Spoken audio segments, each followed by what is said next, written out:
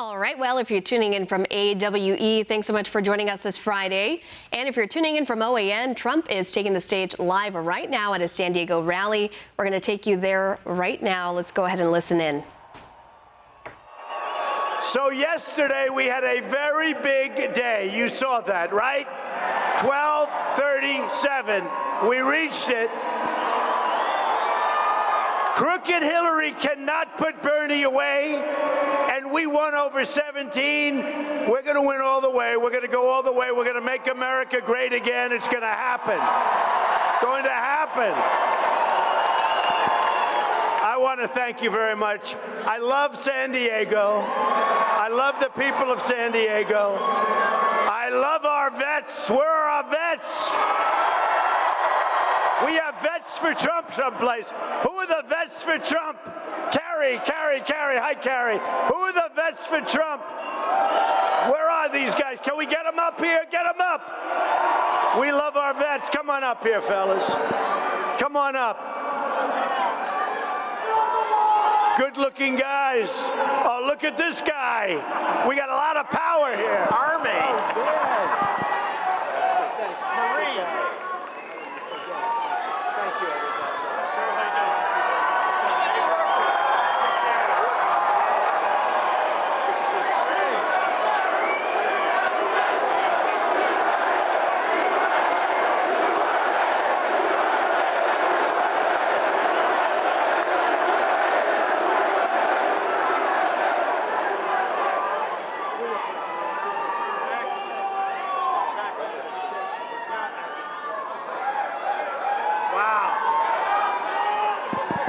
So I got a call from Darrell a few weeks ago, long before people thought we'd be winning this so quickly. He said, Donald, I endorse you 100%, and those are the people I remember. I like it. So, Darrell, thank you.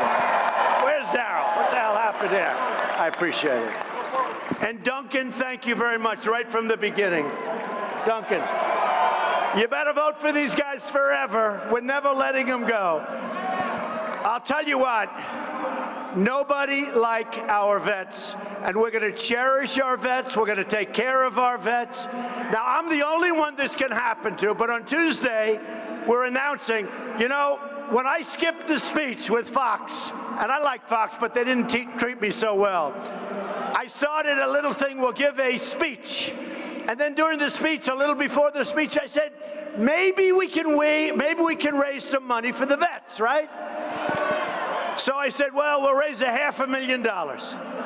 And then I said, maybe we can do more. We raised $1 million. And then a couple of my friends chip in, Stuart Roth from Las Vegas, and Carl Icahn and Stuart, but we have so many different, Phil Ruffin, Ike Perlmutter, and these guys gave between $500,000 and $1 million, right? And I said, whoa, we're up to $3 million, Maybe we'll get it up to 4, maybe we'll get it up to 5, maybe we'll get it up to 6. And we raised like more than $5.5 million for the vets. And I never got such bad publicity in my life. It's unbelievable. It's unbelievable. So on Monday or Tuesday, we give to many groups, many groups, and it's pretty close to $6 million that we raised. And it's for our vets, and we love our vets, and there's nobody like our vets, and we're going to take care of our vets. We're going to build our military, by the way, bigger and better and stronger than ever before. But a big part of that is we are going to take care of our vets for the first time in a long time. We love our vets. Thank you very much, fellas. Thank you. We appreciate it. And he's not a vet, in case anybody could. Thank you, everybody. Thank you. Thank you, Darrell. Thank you, Duncan. Thank you, fellas.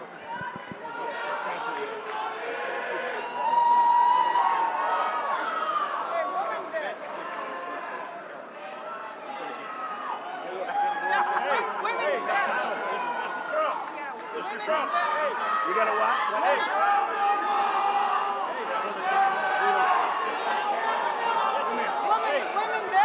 We have a great vet, World War II. He looks like a young guy. They're all saying, point him out. He's in the front row, and there he is. Beautiful. Thank you. Thank you very much. Fantastic.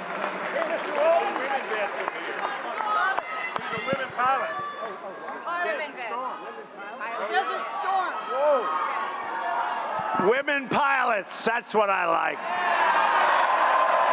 Thank you. So this has been amazing. This has been amazing. We just left Fresno. We had a crowd that was, just incredible. And really, we are going to win the state of California because people are tired. People are tired of the Hillary Clintons of the world. It's all talk, it's no action, it's crooked Hillary, it's the same stuff. And our country cannot take another 4 years of Obama. That I can tell you, and that's what you're going to be getting. I mean, just take a look at the TSA. Take a look at what's going on at your airports. Take a look at what's going on with our military that we love. We can't beat ISIS. We're going to beat ISIS. We're going to beat them quickly. We're going to knock the hell out of them. We shouldn't have been there in the first place, but we're going to knock the hell out of them, and we have to rebuild our country. We've spent $5 trillion in the Middle East. And right now, we have absolutely nothing for it.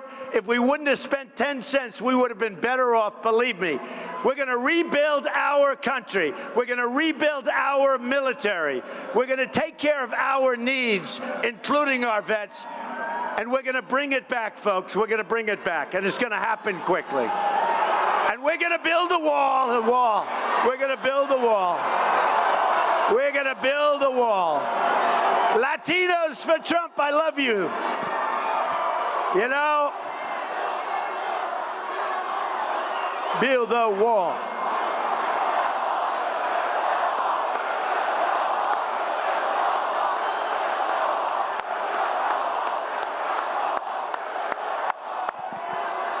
Thank you, thank you. Oh, we're going to build it. And if we don't build it, I'll get Papa Doug to build it. He'll get it up. You know who Papa Doug is. He's your big guy in town, folks. He's great. He's great, and he employs a lot of people, a lot of jobs, a lot of education, a lot of health care. We love him, and thank you. Thank you. So we've had an exciting time. When I started this journey on June 16th, not so long ago, almost a year, hard to believe. Now, you have to say, we've been on the cover of Time magazine many, many times, and it's really about the movement, because we've created a movement. It's a movement to common sense, to smart. We're not going to be ripped off anymore. All right, get them out of here. Get them out. Get them out.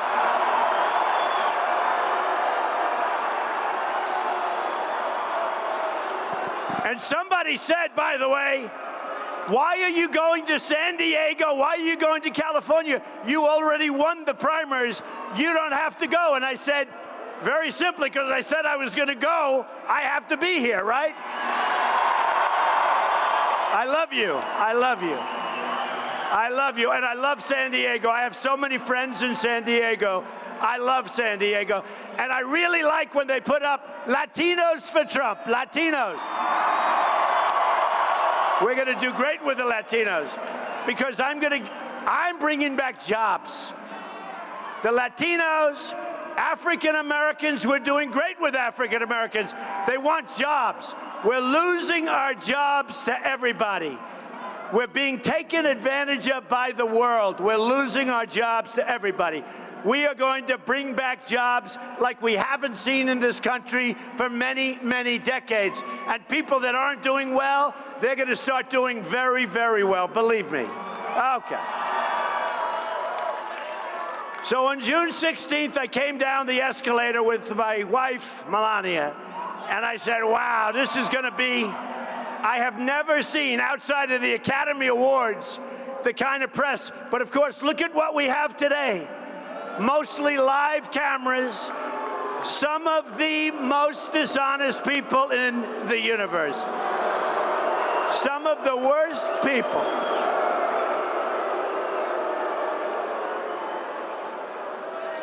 Why don't you take those cameras and spin them around a little bit and show them?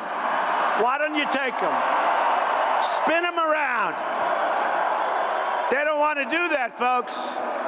They don't want to do it. That's why I love my protesters, because the only time and the only way they show how big our crowds are, the only time is when there's a protester, because that's a negative thing, they think. But I love our protesters, right? So I came down the escalator and I made a speech. And if you notice, that's my notes for the speech. We got to go freeform. We don't want teleprompters, right? No teleprompters. We ought to have a law that if you're running for president, you're not allowed to use teleprompters. It's too easy. Look what we got the last time. We got a teleprompter guy. We don't need that. We don't need that. So I started talking about illegal immigration, tremendous problem. I don't think this would be a problem that would even be discussed, frankly, if we didn't do it and put it as part of our campaign. And we talked about bad trade, really bad trade. We're losing $500 billion a year with China. We're losing $58 billion a year with Mexico. We're losing over $100 billion a year with Japan. And every single country, no matter what, name a country, we lose. We don't win anymore. We're going to start winning. We're going to win with trade. We're going to win with our military. We're going to start winning again. Now, our president is right now, you're right, it's pathetic.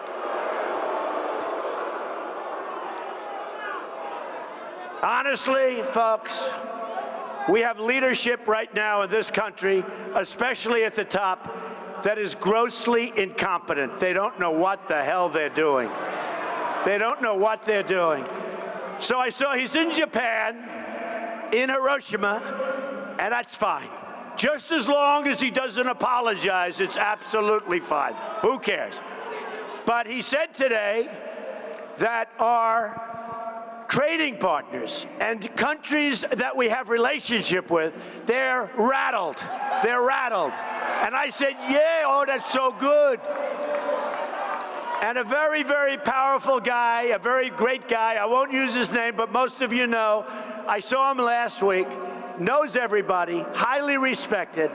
And he said, Donald, I had no idea this was going to happen, but I'm being called by all of these countries, Germany, Japan, Saudi Arabia. Think of it. We defend these countries and they don't pay us what they're supposed to be doing.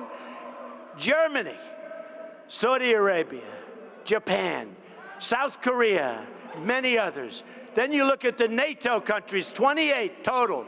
Many of them aren't living up to their obligations. So we have common sense. We have business ability. What happens is this. He said, I can't believe it. I didn't like your rhetoric. And I happen to be a nice person, folks. I'm getting along great. I will get along so great with these countries. I will get along so great. But you know what? They're our friends. They're our allies. But they have been abusing us. They have been abusing us. This isn't 40 years ago when we could have done whatever we want. We owe $19 trillion. It's going up to $21 trillion because of the omnibus budget, which was not so good. That's the budget that allows people to come in from Syria, people to cross the border, funds Obamacare, which we shouldn't have done, because we will terminate Obamacare and replace it, believe me, with something good. Believe me. Repeal and replace Obamacare. So this man said, Donald, I can't believe it. And he's like the biggest of the big. He said, I disagreed with your style.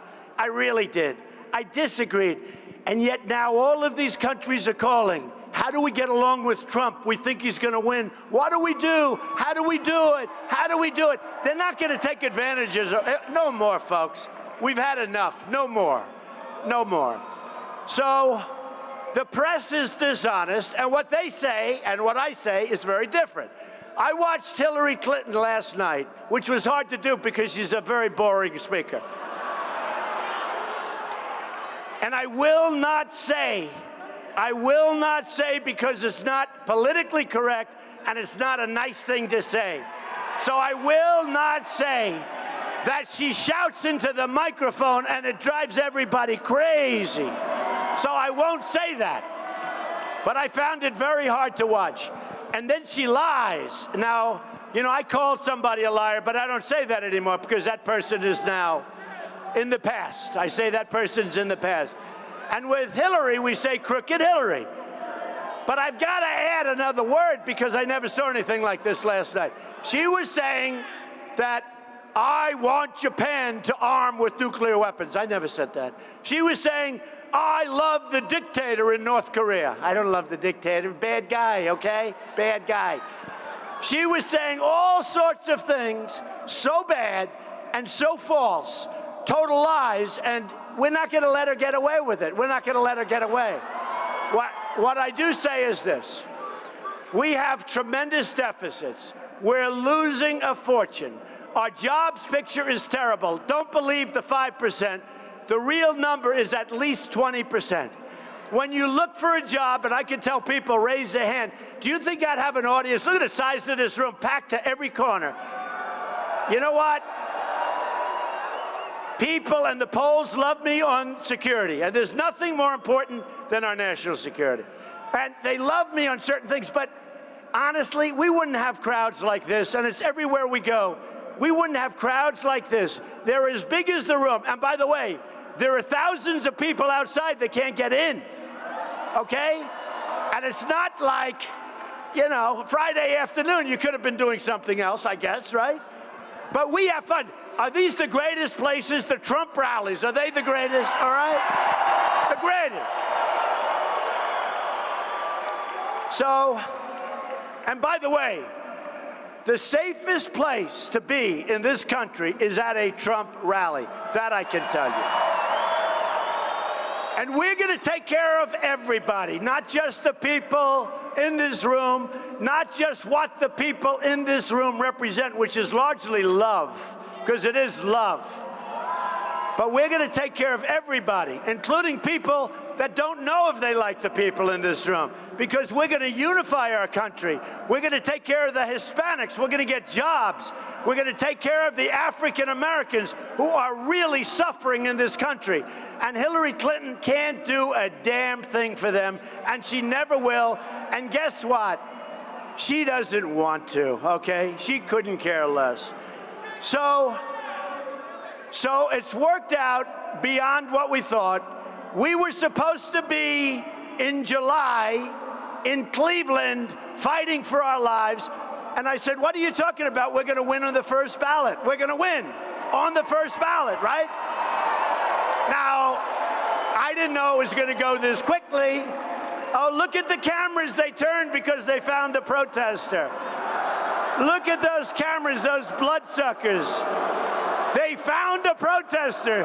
Thank you, protester. Thank you, protester. Thank you. Get him out. Get him out.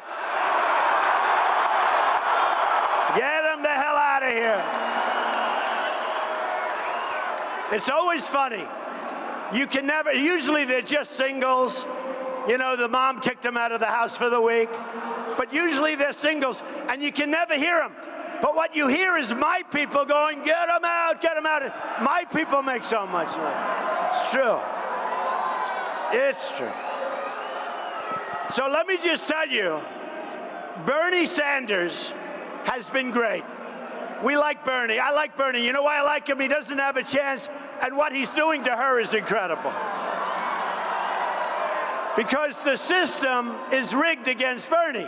Do you ever notice? He wins, he wins, he wins, he wins. Then you watch the pundits, these guys, the dishonest ones. They sit around, he can't win because the system's rigged. I have to say, our system was rigged too, except for one thing. If you win by massive landslides every week, it's no longer rigged. It's like the boxers. That's right. That's what happened. The system was not meant for me to come in as an outsider that built a great company. I built a great, great company. When I filed, in fact, Papa Doug knows, when I filed my papers, over 100 pages in federal elections, and I filed tremendous company, tremendous iconic assets, unbelievable cash flow, very little debt, makes a lot of money, and they were so unhappy to see it. But you know what? I say it for a different reason. And I started off, by the way, with $1 million loan and now have a net worth of much more than $10 billion. And you know what? I don't even want it. I'll tell you what. All I want to say is this is the kind of thinking that we need to straighten out this mess that they've given us in our great country. This is the thinking we need.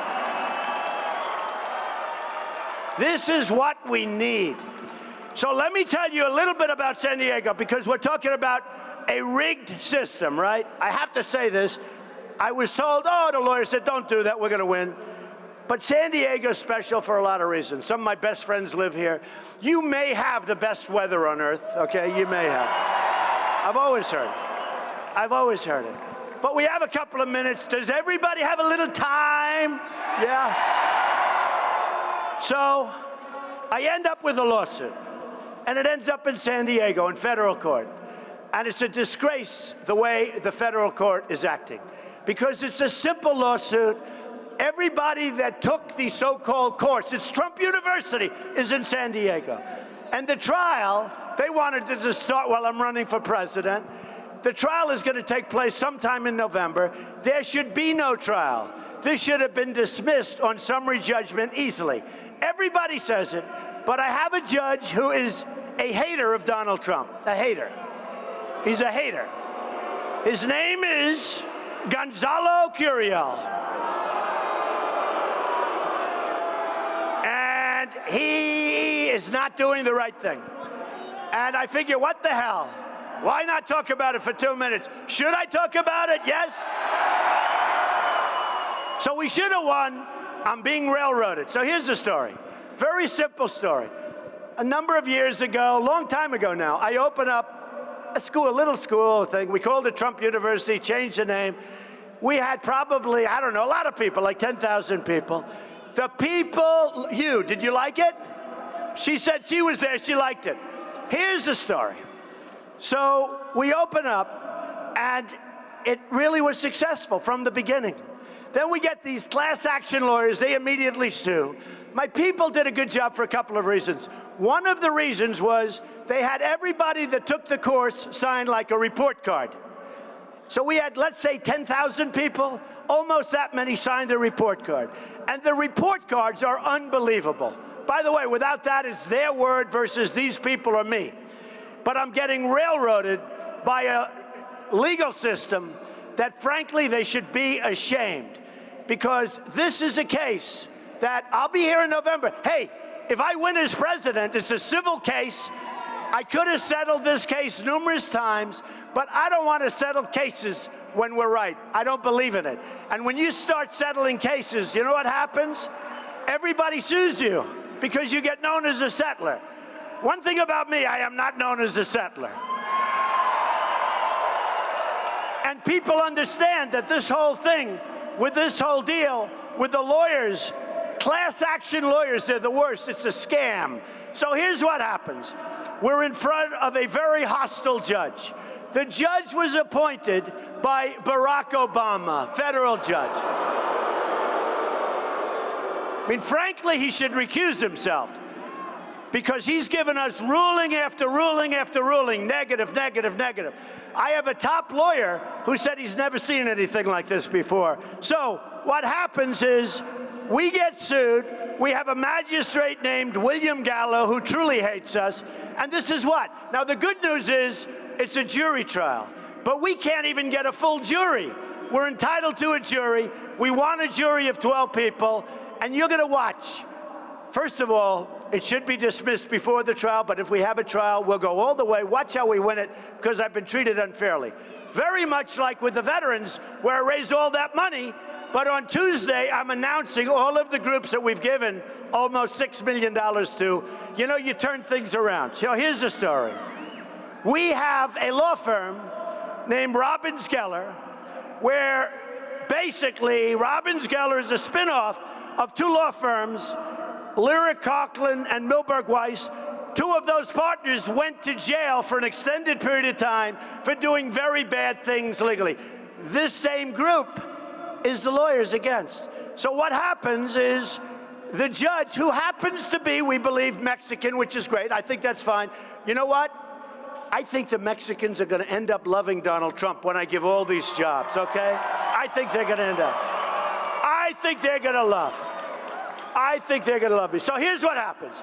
We get sued by a woman, and she turns out to be a disaster for them. Her name is Tarla Markov. And she rated on the report card, it's 1 to 5. 5 being excellent, the highest mark. She gave me a 5 across the board, all 5s. She then did a video saying it was fantastic, the most glowing video you've ever seen. She then sued me because she wanted her money back. She was such a disaster that this judge, it was her against us. She was such a disaster that this judge allowed her to get out of the case. But we want her to be in the case. And the lawyer said, Your Honor, we want her to be in the case. He said, she's out of the case. So now we have others. So we said, dismiss the case. She's out of the case. No, we won't dismiss the case. So we have 10,000 surveys from former students giving Trump University rave reviews. It's called, and it's on the website, www.98percentapproval.com, okay? Now, so we have Marla, so we have Makoff giving us these great numbers. Then we have another one. Bob Gillow, they used him, I think it was Bush, Jeb Bush, low energy. We have these guys making commercials. Now look, in all fairness, it hasn't hurt me much. Because, you know, they use this thing, and it's, every once in a while you have one. And we're going to win. But if I don't win, and even if I do win, we want to open, my kids will open it up again, because it was a terrific school. It was great. It was good.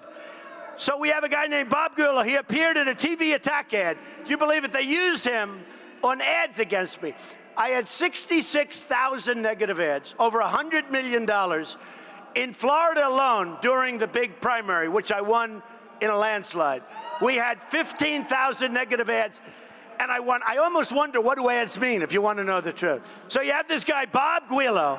He appeared in TV attack ads, even though he rated the programs a 5, meaning excellent, the top mark across the board.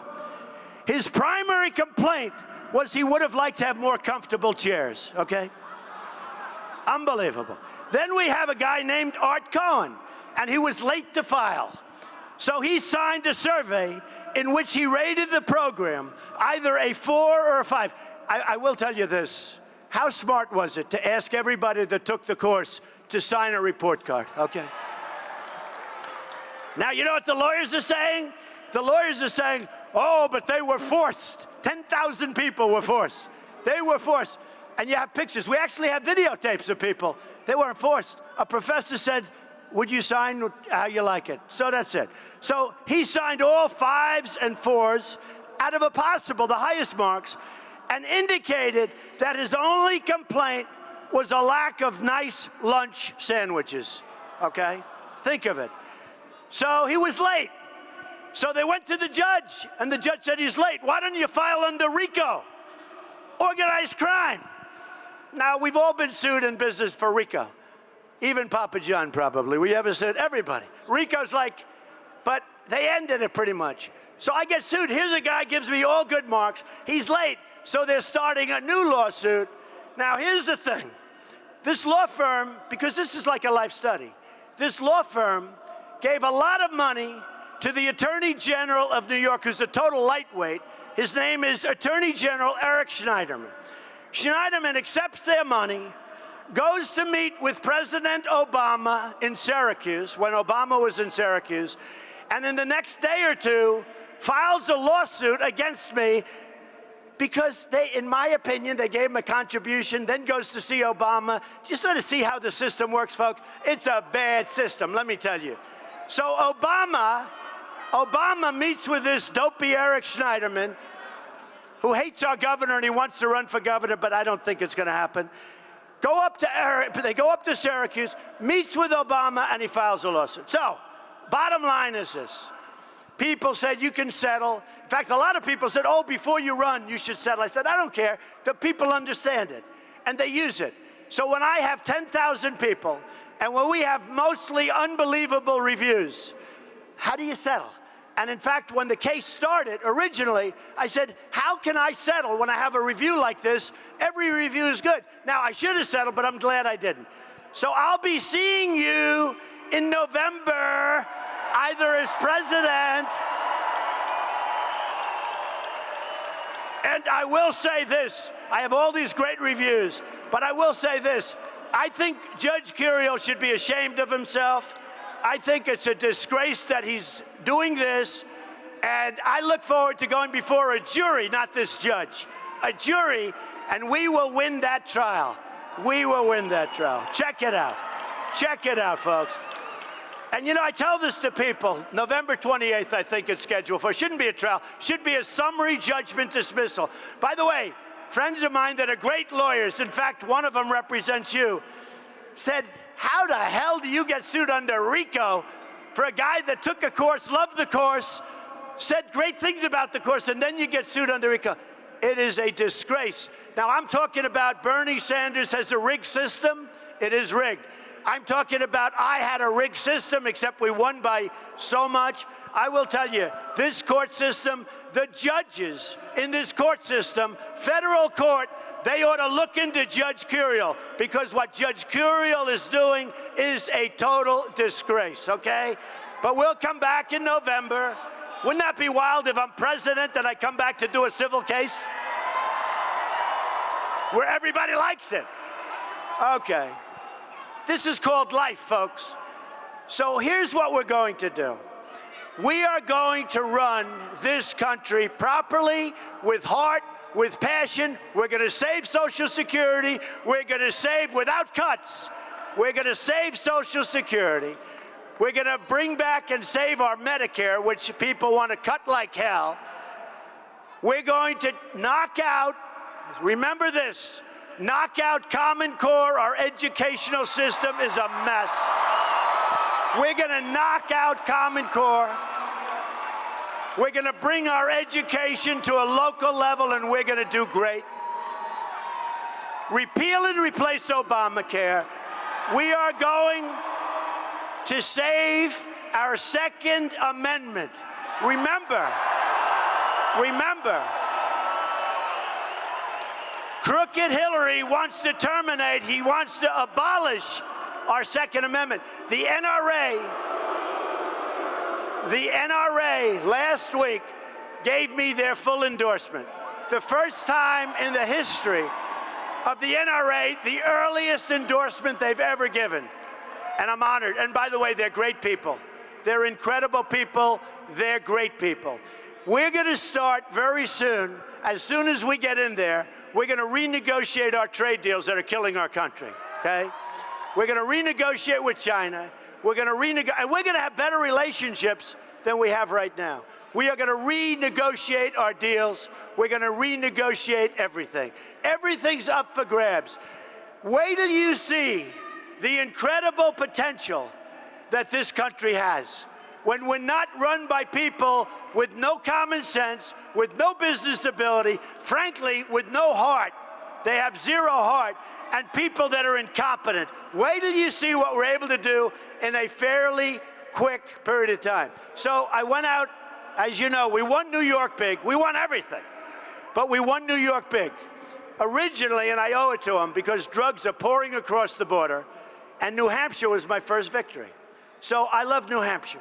And you look at the streams and the beautiful trees and the rivers, New Hampshire people, obviously. I love you too, thank you.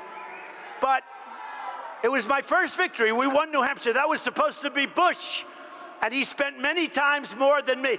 Wouldn't it be nice to hear, as a president, I've spent less money on this campaign than anybody else by far, and I've had the best result by far. Isn't that nice? But isn't that what you want for your president? Okay, are we tired of this horrible stuff that we witness?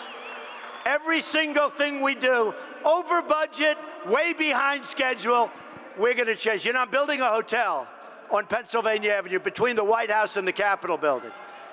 The old post office. It's 1.5 years. Really, it's more than that. I even hate to say it because nobody believes. It's actually 2 years. But I like to say 1 year. But we're opening in September a hotel at least 1.5 years ahead of schedule, under budget, and yet it's a higher quality hotel than anybody ever saw before. I think it'll end up being one of the great hotels of the world. And we're ahead of schedule, under budget, and yet we've increased the scope of the hotel, and it's going to be something our country's proud of. I made the deal with the GSA, Government Services, one of the most competitive deals in the history of government services. They made it for 2 reasons. Number one, they wanted to make sure it gets done, and they looked at my balance sheet, and they almost fell off their chairs. They said, it's going to get done. Number two, that was important, because they don't want a half-built hotel. The other thing, they wanted a great concept. Wait till you see this. Now, I love opening it on September 15th. Maybe I should wait till like around November 2nd or 3rd, because that's going to be a big opening. And the problem with you guys is you tend to forget. We have like a 2-week span. We have a 2-week memory span. You know what I'm going to do? I think I'll open it up a little bit later. I'll still be so far, but it's going to be fantastic. That's what we should be doing for our country. You see our roads coming in so far above budget. You see our bridges. We don't build bridges for the most part. You know, in the old days, we used to build bridges. You go to China, bridges all over the place. It makes our bridges look like toys. Beautiful airports. You go to the Middle Eastern countries, many of them. They have airports the likes of which you've never seen. The most incredible structures, the most incredible buildings, and then we fly home and we land at LaGuardia with the potholes all over the runway. It's true. Or Kennedy, or Newark, or LAX, and it's a disgrace. We have become a third world country, folks, and it's not going to happen any longer. It's not going to happen any longer. So, what happened in Indiana was amazing. So we win all these states: New York, Pennsylvania, Rhode Island, Delaware, Connecticut, Maryland. And by the way, won every county in every state. It's never happened before. Won by landslides, where even the slime sitting over there, they used to say, they can't say it anymore, because now we're getting 78% and all, but they used to say, Donald Trump has not cracked 50%. Yes, he's won, but he hasn't cracked 50%. I say there's 12 people running. There's 12. More importantly, and boy, are we cracking 50% now. More importantly, in the history of the Republican Party, we've received more votes than anybody by far, by millions. And we have 10 states left to go.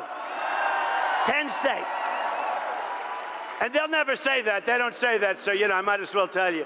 You know the expression, if you don't toot your own horn, you better do it because nobody else is going to do it for you. This slime is never going to do it. That I can tell you. I just read a story by a woman named Parker and a woman named Haberman. That's in the New York Times. And instead of saying Donald Trump won the Republican primary, give me a break, give me 1 day, right? They say his style of negotiation and the way he runs and the fact that he did this and that, all nonsense. And they say the Republican Party, well, in all fairness to everybody, even them, the Republican Party is really coming together quickly. You just saw Darrell Issa.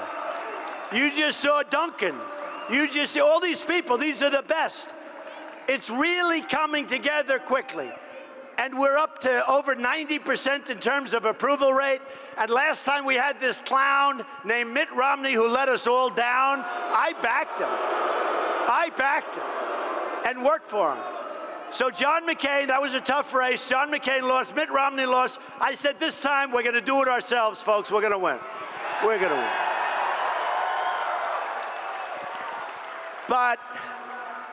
And we are going to win, but just don't even think about it. And before we forget, so we've won the nomination. Big. By numbers that you can't believe. But you got to go out and vote in 2 weeks anyway. Because we want the mandate. We want the mandate. We have to have the mandate. So these two reporters, I just read their story, wise guys, they're not talented people, and they're saying, Donald Trump is having a hard time bringing the Republican Party together. Why don't they say, I won the nomination finally? It's as negative as you can make something sound that's a total positive. It's a little like I give the vets almost $6 million and they try and, I didn't have to give them anything. You know, it's funny. I make a speech, and during the speech I say, hey, let's raise some money for the vets. And I figured maybe we'd get $1 million. And I told you before, then maybe two, then maybe, we're giving a full list on Tuesday. But I got these guys, they knock it. And we raise, so I take something where nobody even thinks about it. You raise this fantastic amount of money. I'm giving it to, I guess, over 30 organizations, all great organizations. And instead of getting praise, they sort of knock you. And I say, how do you get bad publicity when you've raised over $6 million? Same thing here. So these two reporters, and they always pretend like they're your friend. Oh, gee, Mr. Trump. The New York Times, I call it the failing New York Times is a disgrace. And by the way, the Washington Post, not much better. They've got 22 people on me right now. I'll tell you what, and I've always heard, if you're a very successful person, you cannot run for office, but you especially can't run for president. So the Washington Post has 22 people on me right now, 22 reporters. Now that's being run because the person that owns the Washington Post also has a big thing in Amazon, which is a much more important thing. So he uses the Washington Post for power, and he thinks that he's going to get the politicians to do what he wants, and he probably will, but me, I couldn't care less. And he doesn't want to pay, just listen, he doesn't want to pay tax on the internet. That's it. And he'll use that so that they're not going to tax Amazon on the internet. In the meantime, your department stores are all going out of business because it's unfair competition. So now he's got a threat in terms of monopoly. Now he knows I'm the only one that says it. The politicians are afraid to say it because he owns the Washington Post. So the other day I get a call. They got 22 guys. They're slopping all this stuff together, and they're going to do a book that comes out in August. When do you see that one? So these people, are you okay? Yeah. You make sure he's okay. Make sure he's perfect. You okay? You make sure, okay? We love these people. They've been standing here for 6 hours. And that's my great World War II vet. And the people that are looking at him, they don't realize he's tougher than all of us in this room, folks. That I can tell you. So I love to call these institutions out. Now, no politician's going to do that because they care too much. Well, I care too, but I care about doing the right thing. And so it's just very interesting. Here's one other thing I have to tell you. The New York Times last week made a fool out of themselves. They did a story on the front page of the Sunday Times. The top of the fold, the most important center, a massive picture of me standing with beauty pageant contestants, right? And then they interviewed 50 or 60 people. They put a few of them in because most of them said good things. And the few of them revolted because they said, that's not what we said, that's not what we implied. We like Donald Trump. We love Donald Trump. Donald Trump treated us with respect. One of them, Roanne Brewer, got married, Roanne Brewer Lane. And I said, boy, isn't that terrible, that story? They wrote it very disrespectfully. Not very serious charges, in all fairness. But they voted really very disrespectfully. And I saw her on television. And then I saw her again on television. And she was saying it was incorrect what they said. What they said was meant maliciously, and I like Donald Trump and respected Donald Trump, and he always treated me great, and you shouldn't write like that. And then I had Carrie Prejean, a very fantastic young woman who was a member and a very successful one of the beauty pageants. And I see Carrie is here right now. Carrie, we love Carrie. And she married a great athlete, and they're standing there together, and he's great. They have a great couple. And Carrie saw what was going on, and they mischaracterized her, and they said they spoke to her, and they never even spoke to her, and they wrote false stuff. And then they wrote about another one, and that was false. And then they wrote about a construction woman that worked for me named Barbara Ress. I gave her the break of her lifetime. I let her build a major building in New York City where she was the construction manager. Probably never happened to a woman before. I gave a woman a break. My father said, Donald, don't do that. I said, why? Because he learned from the old school, you know. I said, Pop, he's going to be good. He said, I'm telling you, you're making a mistake. Don't do it. I said, Pop, she'll do fine. Don't worry about it. He said, all right, whatever you want to do. So I let her do it and gave her the break of her lifetime. Then when she left, she wanted to come back because, you know, the grass is always greener. She left. Now all of a sudden she loves Trump. And for a long time she's wanted to come back, for many, many years. And she'd write, thank goodness for emails. I love emails. They never go away. Hillary, do you hear that? They never go away. They never go away, Hillary. You know, Hillary is missing 30,000 emails. I have people that will retrieve those emails. I don't think they want to find those emails. Because frankly, what Hillary has done is criminal, folks. It's criminal. And those emails do not. All right, let's get back to the New York Times. So Barbara Ress. So I gave her the break of a lifetime. She writes a book. The book is glowing about Donald Trump. And she said some strange things. She said in the book, this never came up, she said in the book, Donald Trump is not sexist. Who would say that? I mean, just out of, you don't write that. Unless you have evil thoughts, right? You don't write that. Is that correct, Carrie? Is that correct? So she puts in the book something to the effect that Donald Trump's not sexist. I said, that's a strange statement. Although I must say I never read the book until I read some passage. But it was a good book about me. But she wants to come back. So she's emailing to my secretaries or for years. Oh, I want to come back. Donald Trump is the greatest. I've never met anybody like him. He's not a sexist person. He's the greatest, greatest, greatest. Letter after letter, email after email. And then she's in the New York Times. And she's saying, oh, he's a horrible person. Horrible. And he said to me, and by the way, just so you understand, one of my men said, I read about Barbara Ress. She had the most foul mouth of any human being I've ever seen. She used to walk into a group of men and start using the F word all over. And I had to bring her into my office to calm her down. She was going crazy. All right, so you ready? So now she writes all these letters that Trump is the greatest. And now I see her in the picture. I say, oh, that's good. I'll get a good, at least somebody will say good. Because I didn't know that Carrie Prejean was going to come out and say great after reading negative stuff. I didn't know that Roanne Brewer was going to come out and say great after reading negative stuff. It was unbelievable. But then I saw this one, and I said, great. I gave her a job that no other woman would be given. Nobody. There was nobody even close. I was 25 years ahead of my time with women, okay? And to this day, I have women that are making more money for the same job as my men, and I'm happy about it. And I expect a lawsuit any day from the men. They'll sue me that they're not making it. Because we're living in that kind of a society. My men will be suing me on Monday morning because they're not making as much as the women. I don't care. I don't care. Because we're doing great with women. I don't believe the polls. I can tell, look at all the women. We're doing great with women. Women for Trump. Women for Trump. Thank you. Wow. Thank you very much. I think we're doing great. And by the way, the numbers with women are going up. But you know what women want to see? They want to see strong borders. They want to see strong military. They want to see strength. Is that right? They want to see strength. And I'll tell you what, they want to see jobs. They want an economy that's going to boom. And nobody, everybody admits, I think even Hillary admits, but everybody admits that what I'll do for the economy, nobody else can do. So here's the end result. So the New York Times calls and they want to meet.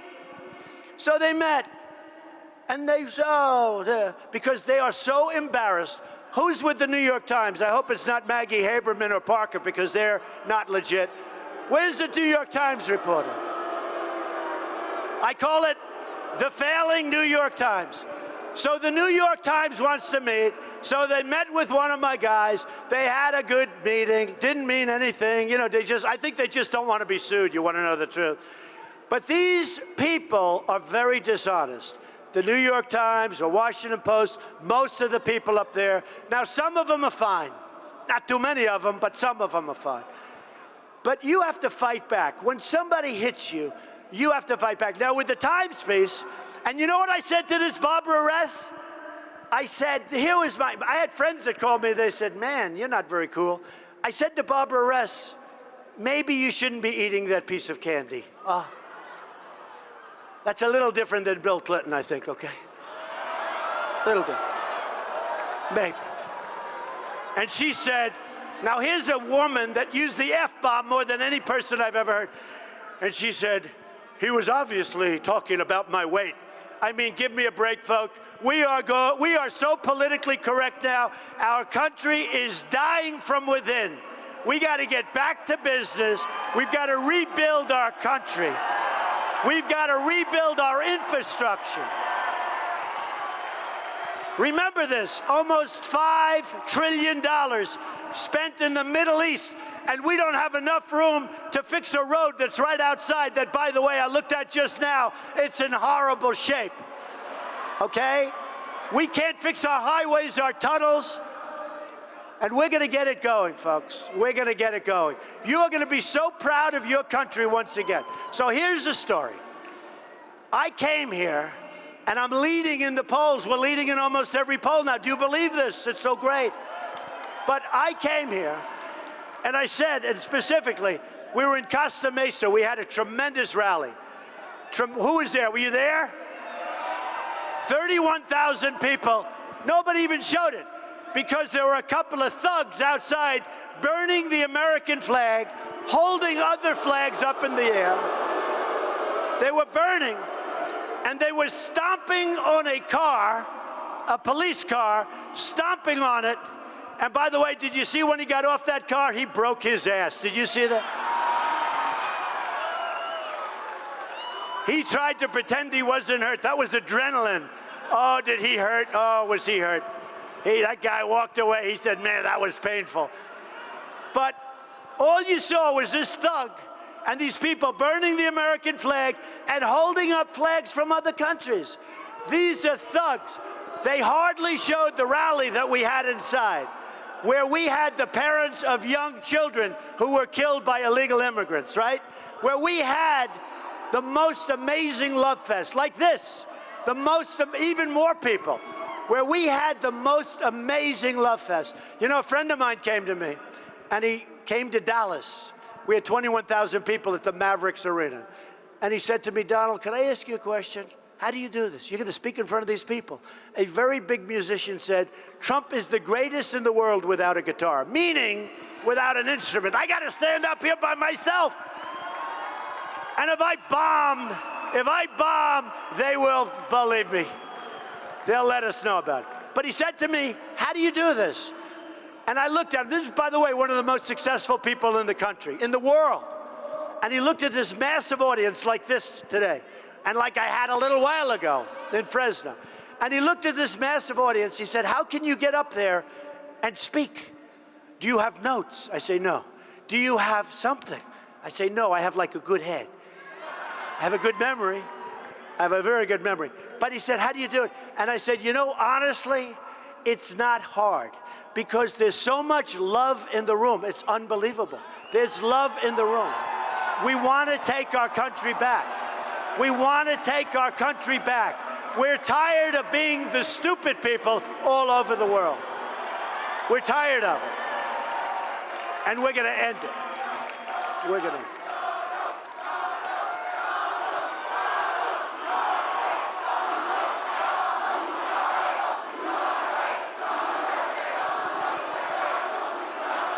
Thank you. So, folks, I love ending this way.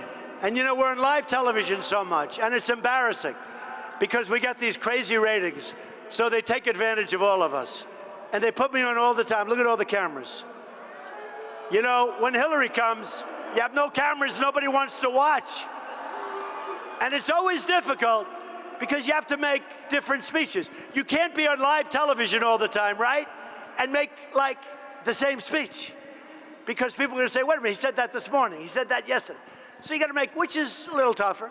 But the nice part is I can talk about current events. I can talk about things like we mentioned before, the TSA, how badly it's being managed. I can talk about our vets, how badly just things over the last 2 days came down. You saw what's going on. It's out of control. Our Veterans Administration is a corrupt enterprise.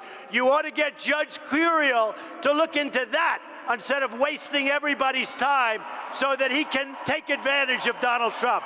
That's what Judge Curiel should do. He should be ashamed of himself. But here's the story, folks. I like to end it this way. And how many ways can you end something?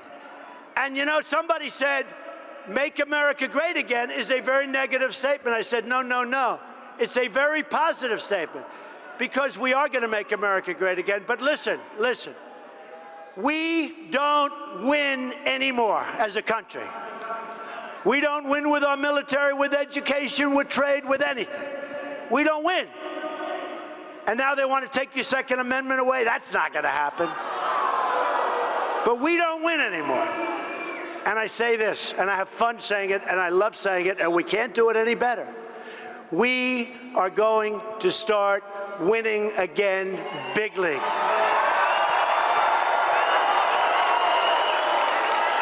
We're going to win with our military. We're going to knock the hell out of ISIS. We're going to win for our great vets, and they are great. We're going to win for our great vets. They have not been treated properly. Illegal immigrants get better treatment in many cases than our veterans, and that's not going to happen. It's not going to happen. So we're going to win for our vets. We're going to win on education. No more Common Core. Bring it down. Bring it down. We want it local. We're going to win with health care. We're going to win at the border. We're going to win at trade. We're going to win so much that you people are going to be calling your president. And you're going to say, "Please, Mr. President, we don't want to win anymore. You're winning too much. You're driving us crazy." And I'm going to say, I am very sorry, but we're going to keep winning. And we're going to win, win, win. And we're going to make America great again. I love you. Thank you. I love you, San Diego. Get out and vote. Get out and vote. We're going to win California. Get out and vote. Thank you, everybody.